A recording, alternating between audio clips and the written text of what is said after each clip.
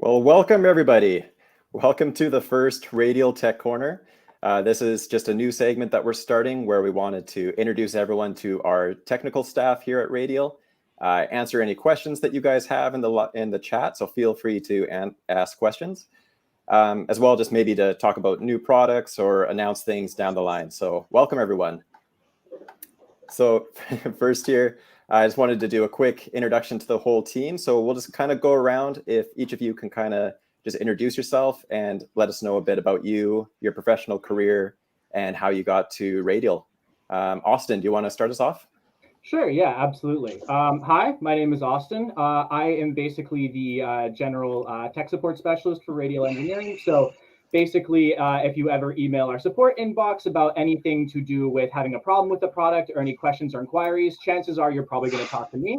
In terms of my history and background, I'm a freelance producer engineer. I'm also a live musician. I toured across our lovely country of Canada several times. So I have a good mix of both live and studio knowledge, which is really helpful. So yeah, that's just a bit about me. That's great. Ryan, how about yourself? How did you find yourself at Radial? Well, after working music retail for a number of years after recording school, I was using Radial gear and talking to some of the staff at Radial and finding out that they might need extra employees, extra help as the company was growing. So I inquired about job position and was lucky enough in 2007 to start with Radial, doing technical stuff, system builds for concert touring, cabling systems and things like that when we used to run a custom shop. So that's kind of how I got my start, and then started moving into the technical support side, product ideas and development, meeting with people at trade shows, getting ideas for new products, coming to a team at the Radial facility and kind of bouncing things around, figuring out which ideas were feasible as products, which aren't sometimes. Sometimes people need some stuff that maybe only 2 people on the planet need, but a lot of fun. The creative side of things is kind of where I'm at now with developing new products and working with the rest of the guys here. Yeah, that's great. Mike, how about yourself? I've been with Radial for about 6 years now. Before that, I was working in New York at a couple of large format recording studios. So I was at a place called Clinton Recording, which was one of the last great big rooms in Manhattan. And then I spent some time at the Power Station, which is a recording studio that's been putting out some really great albums since the late 1970s. So I got a lot of cool experience there. Ended up coming back up to Canada, where I'm from. Moved to Vancouver, linked up with everybody here at Radial, and I've been here as part of the tech team in tech support for 6 years now. Awesome. And maybe just Mike, one question that kind of comes to me is, when was your first kind of exposure to Radial? Like, when did you first hear about the brand? How soon did you start seeing it in the studio? As soon as I got into recording school, Radial was always mentioned as just being rock solid. Some of our DIs are kind of like in the course material at this point right now. But obviously, working in studios, you see our gear all the time, whether it's DIs or whether it's studio problem-solving tools, things like that. Very early exposure when getting into the music industry, seeing Radial gear, which is really cool for a Canadian company. Yeah, no, that's great. So one question I have for you guys, and also just for the chat, feel free to ask questions to them as we're going through this. But what kind of tips would you give new people starting out in pro audio, if you could kind of give yourself some help back when you were starting out, what are some kind of tips you'd give yourself? Ryan, do you want to take that one? Yeah, for sure. Like, I think there's probably a real good balance of spending money on gear, whether it's studio gear or if you're a live sound guy, building your live sound toolbox or your studio toolbox, stuff like that. But also, being open to perhaps, taking a course somewhere. You can spend a lot of money on schooling. Some people do. I may have done that.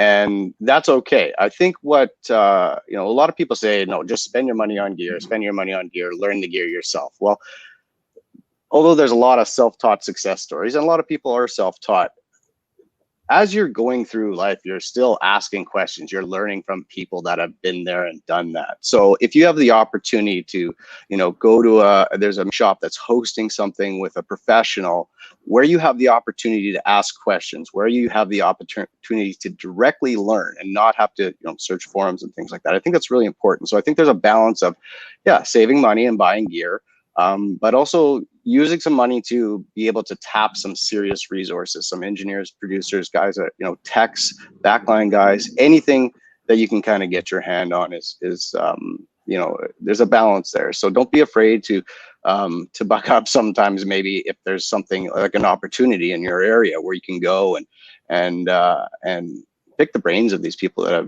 have lived what you want to do as well. Mm-hmm. Yeah, Austin, how about yourself? Any tips you'd give? I think the biggest thing that I have found that is, sort of ingrained in a lot of, studio and live engineers out there already, that I think it's super fundamental in, trying to become a good engineer, and just understanding audio better is just having a good grasp of signal flow, and just how signal flow works. So, that way, if you ever run into an issue down the line, you need to troubleshoot. That way you can understand how A flows to B, flows to C, and just how when some things change, how that might affect other things down the line. So by that, on that note, anything from like signal flow to like logic of how signal will flow from A to B, I think is really imperative, and not only just being a good engineer, but just being able to fix problems quickly if you need to. So that's always something that I've found really needs to be instilled in order to kind of be the best engineer you can be. Mm-hmm. Mike, how about yourself? I think to build on both Austin and Ryan's points, even though it sounds cliche, I would say, start making connections as soon as you can, both with gear, like Austin said, learning signal flow, learning how to use the equipment, trying things out and just really getting to know it in and out. And then the way Ryan said as well, just making connections with the greater audio community. It's important to meet people, learn new techniques, learn different methods of working, and that kind of stuff can really help. Yeah, no, that's great. All right, switching gears here a bit. You guys work with a lot of customers. You're working with our products all the time, and you hear feedback and questions from our customers. What's probably the most common question you guys get from customers? Ryan, do you want to take that one first? Yeah, I'll take the low-hanging fruit here, the active versus passive DI debate. Realistically, most of the radial direct boxes handle an insane amount of signal level. So if you do have a hot output instrument, you're probably going to get away with most of our boxes. But general rule of thumb is that you're going to use a passive DI with a high output bass, like an active bass, anything with a 9-volt, with the exception of acoustic guitars, which will work with a passive DI. However, there's some tonal qualities and some openness, crispness, airiness that an active DI will give for acoustics. So that's okay, unless you're using an Ovation. For whatever reason, I always find like something like a JDI on an Ovation is the way to go. That's kind of the only exception when I'm talking about acoustics. But for bass guitars with high output, any sort of digital keyboard, anything essentially made after, the 1980s, that's going to have a decent output, will sound pretty nice through a passive DI. Whereas if you get things very vintage and you have a 1/4-inch output, but it's a low level, then you're probably going to want to use an active DI to get just a little bit more boost out of it. But again, once again, high output, go passive. something with a low output like a Strata, Tele, any a P bass, things like that, then an active bass is going to work. Of course, we have all sorts of different flavors as well, and don't be afraid to ask questions. If you're still stuck after you look at all our stuff, then send us a note into the tech inbox, and we'll be happy to help. Yeah, no, that's great. And one thing I forgot to mention too, if there are any comments that come in, we're going to try to answer them. But if you ever have any questions for these guys, you can always email us at info@radialeng.com. And yeah, we have lots of staff here that are here to assist you guys. Austin, what's an FAQ question you get hit with quite often?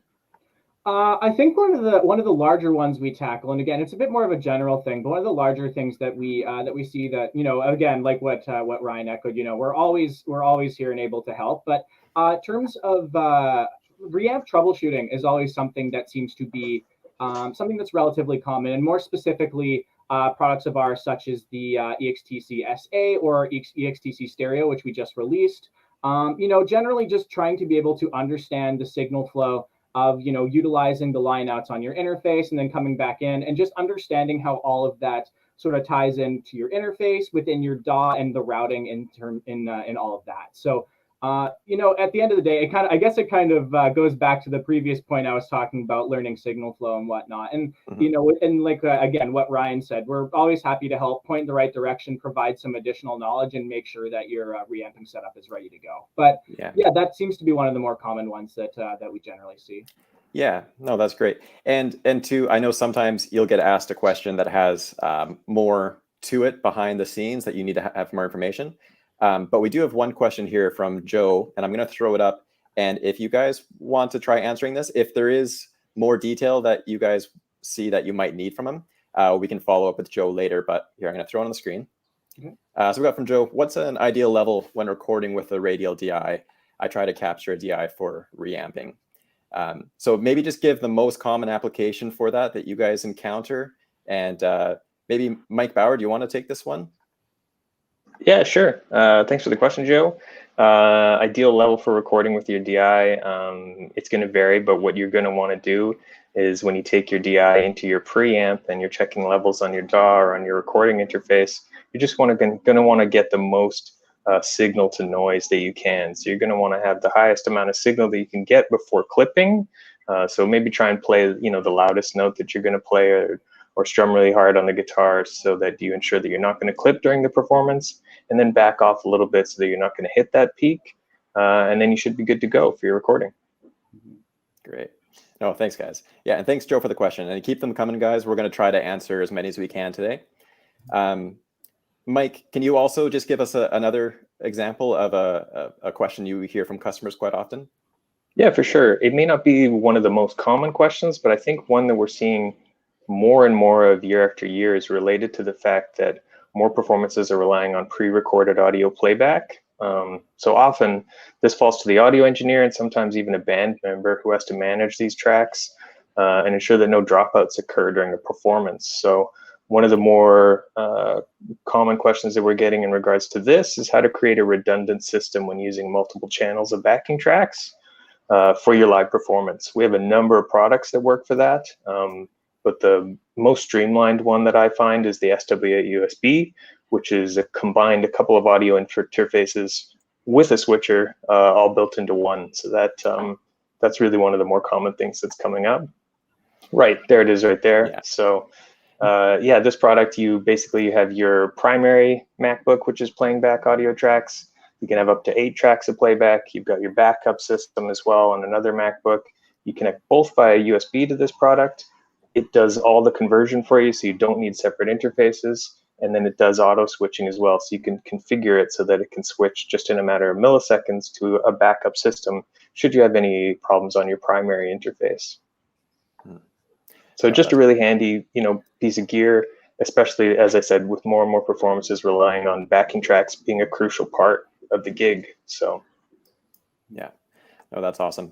And so much of the core of what Radial is problem solving devices. And so all these products here are, there's users out there that are on the field and they're trying to solve a problem. That's where we're trying to help fill in the gaps, because there are a lot of products that we have. So if there is even just an application that you're stuck on, reach out to us, and we probably have a device that kind of helps you out with that as well. That's great. Absolutely. So again, like I said, like we have so many different products for different applications and solutions. Is there kind of a unique use of a product that solved a problem that you hadn't heard of, or that was new to you, or maybe the product wasn't intended for it, but is a perfect fit for that? Ryan, do you want to maybe share an example of some that you've seen? Yeah, sure. There's there's one example that came to us about probably 10 years ago, perhaps 11. The Cirque du Soleil came to us and said, we want to buy like 30 Radio Pro RMPs. And obviously the Cirque du Soleil is a theatrical live performance. And so we are questioning them, okay, well, what are you doing with these Pro RMPs when you have, bands playing live and whatnot? And they said, well, the problem is that all of our wireless systems output at like a +4 dB line level. And we need to get that signal back to the guitar player's pedal board. But it's overloading the input of the pedals. So we want to use the Pro RMP.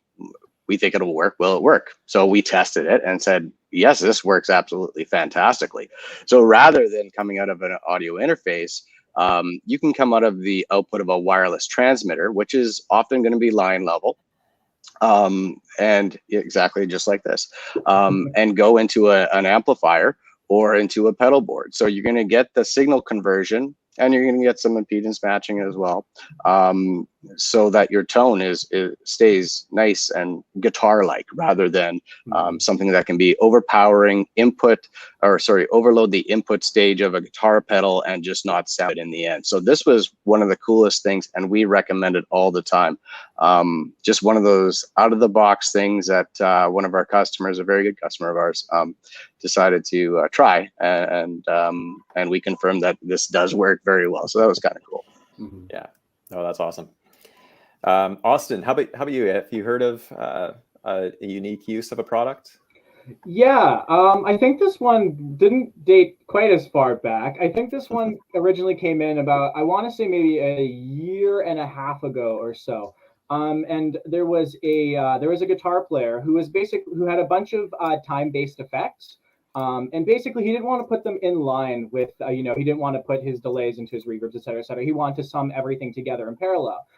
So what he ended up doing, and he double checked with us first to make sure it was good, but basically what he ended up doing is he ended up using our Key Largo, which is just one of our compact keyboard mixers. And basically he took each of his time-based effects and basically split to each one of them, and then basically connected them to the Key Largo in stereo, and basically used the Key Largo as a parallel effects mixer. And then from there, what he did is he just took the monitor outputs of the Key Largo, and basically converted the signal to unbalanced and ran it to his amp from there, and just used it as it was something that we definitely had never thought of before, and is definitely one of those unintended use cases that you were talking about, Ben. Yeah. But it worked super well, and it's people surprise us every day, and there's always new ways to use our products that we get to learn about them every day too. So I always think that's one of the coolest parts of the job is not only are we able to educate, but people also kind of educate us in some way. So that's always very fun. Yeah, no, for sure. Mm-hmm. Mike, how about yourself? Is there a product use that you didn't really think of or hadn't heard of that was new to you? Yeah, there's definitely one unique one that comes to mind. And I was catching up with a friend just recently who brought it up. He was doing a gig, it was a live sound gig for a wedding. He was out of town. So he was kind of bringing his gear bag, making sure that he had everything for the venue, which was outdoors. And it turns out, he had a bunch of radio pieces, obviously. And a piece of the stage actually broke off. So what he ended up doing was, and this is not something that we normally tell people to do, but he ended up using his Pro DI as a hammer to reattach this portion of the stage. So definitely unique, maybe not something that we always recommend, but as a testament to that piece of gear, he said it's still in his gig bag and still working and in heavy use today. So yeah, no, that's great. And you guys too, you hear from customers just about how long our products kind of last for and how well the build quality is. Maybe just I won't need to know from all three, but maybe Ryan, I think you've been around here the longest. What's the like oldest direct box or oldest piece of radial gear you've kind of see float around? Yeah, I mean, some of the original JDVs are still around. That was one of our first active DIs. And those are around. We see them come back for servicing, but not because they're not technically working. They had a rechargeable battery in them. And we can do a modification that bypasses the battery that's no longer in, hasn't been in production for quite a few years. So we can bypass that and you can use a standard power supply to power that JDV. But even on a personal note, the first DI box that I ever purchased was a 2004, 2005, this Radial Pro DI. That's at least 16 years old, and I can confirm that this still works today. I may not have used it as a hammer, but probably treated it as a hammer and thrown it in my bag multiple times without really thinking about it. But so yeah, the stuff's still working, and I think all of us use the product, which I think is a real testament to our the reliability of it. Like, we're confident that it's going to work, and we know. I mean, if you need to hold the door open too, and you've got an extra Pro DI or something kicking around, you can do that. Built is kind of one of the things above the audio quality that we're known for sure. Mm-hmm. Yeah, no, that's great. So with our pretty large product catalog, I know there's a few products that might not be as well known, but are actually a really useful device. What's a product that kind of comes to mind as you see as kind of an unsung hero for a radial product that you think a lot of people should know about that maybe doesn't get the attention it deserves? Austin, what kind of product comes to mind for you? The first one that always comes to my mind, and I will champion this product, I will die on this hill, is the StageBug SB6. It is probably the most versatile and coolest product we have. So basically, as you can see right over here, essentially what it is, it's a 2-channel isolator. So it's a line isolator, can work with a variety of different signal types. The cool part about it is also a balanced to unbalanced conversion box. So essentially, depending on what type of 1/4-inch cable you connect to it, whether it be TRS or 1/4-inch TS, so just a standard instrument patch cable, it can actively convert the signal from balanced to unbalanced or unbalanced back to balanced, just depending on what cable you're connecting to it. So super helpful, super awesome. We recommend these all the time for any sort of guitar players who are using stereo guitar rigs, who are running into hum and buzz issues. You can just plug this directly into this with just regular guitar cables. Works great. My other favorite part about this, and a hidden feature that I don't think is actually written in the manual, is if you plug into only one input of the SB6, it will actually automatically split that signal to both outputs. So it actually can function as an A/B splitter as well. So there's not a lot it can't do, theoretically, but there is a lot it can do. Yeah, oh, that's great. Mike, what product comes to mind for you? For me, it's got to be the SGI. I really dig this product, especially for use in the studio. It actually comes as a pair of products, a transmit and a receive. There it is right there. So 2 boxes.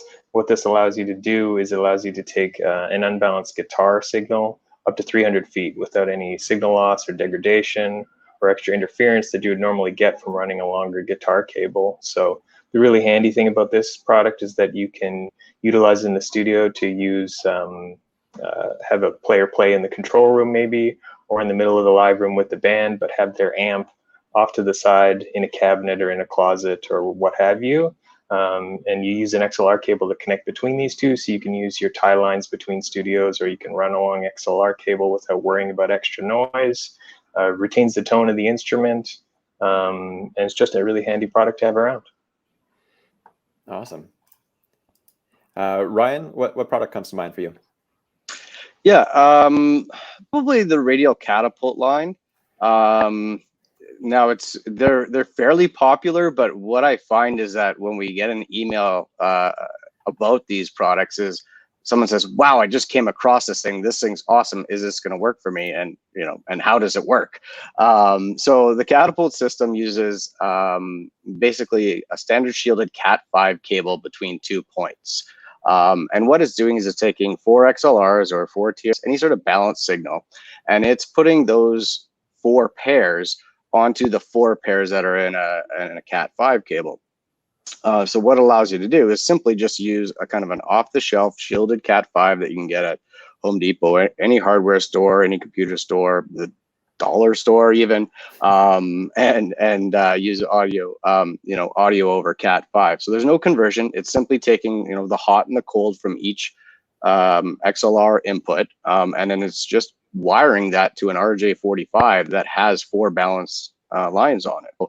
Rather than using a thicker snake cable like we've done in the past, you can use one Cat5 run, or you can have 2 Cat5 runs for 8 channels. Very cool for bands that are doing their own recording and stuff like that. They have a garage set up. Maybe they've got a garage in the backyard or something like that, and the control rooms in the basement, and you need to run 100 feet of cable, but you don't want to be running a bunch of XLRs or a thicker snake cable. You can get a few of these systems, and you can just run a nice lightweight cable from one point to another, and there you go. These things also allow you to split for monitors. So if you have an inner monitor system, just like in the garage, for instance, you can split right there to the mixer there, send the direct signal to the to the recording interface that's in the control room in the house. As one example, is very cool. Mm-hmm.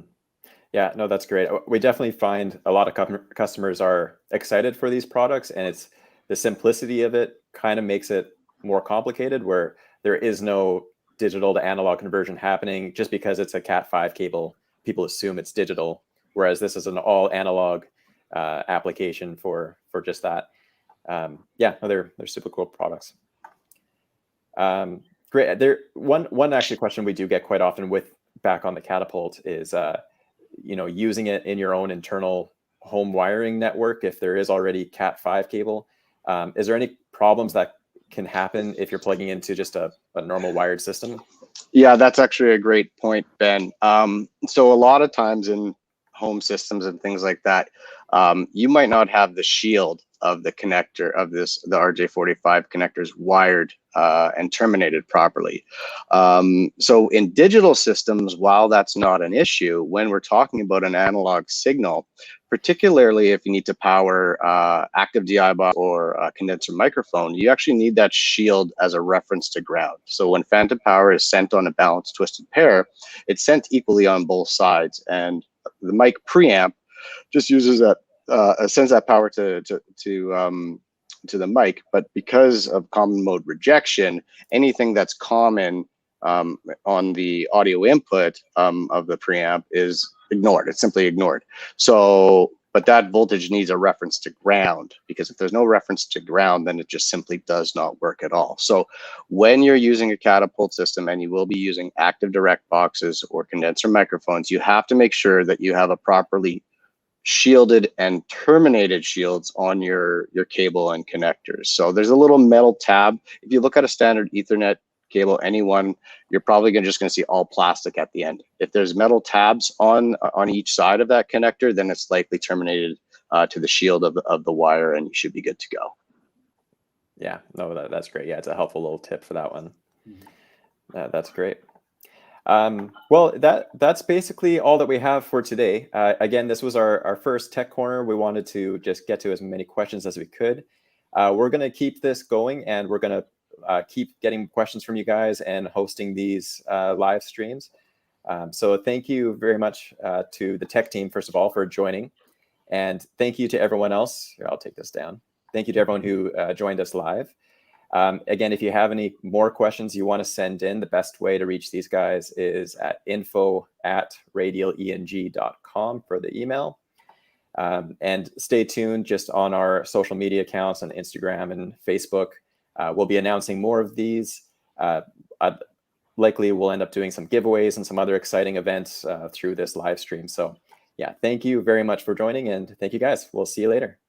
All right. Thanks, everyone. Thanks, everybody. Yeah.